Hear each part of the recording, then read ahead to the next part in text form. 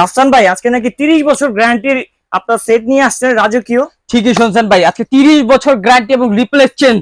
ধরো মিয়া বাটপারি বাদ দেন মিয়া। কি বলেন ভাই, বাটপারি? সামনে আসেন, সামনে আসেন, এদিকে আসেন ভাই। সামনে এলে কি আজকে যদি দেখাইতে পারে তাহলে আপনার সাথে আজকে রফাদফ হয়ে যাবে ভাই। আমি একটা নিয়ে যাবো। হ্যাঁ নিয়ে যাবেন তো ভাই, গ্যারান্টি আজকে এই যে দেখেন, কি দেখাইবেন? এই যে দেখেন এখানে আছে বিয়াস খালি বাটপারি 30 ইয়ার্স গ্যারান্টি।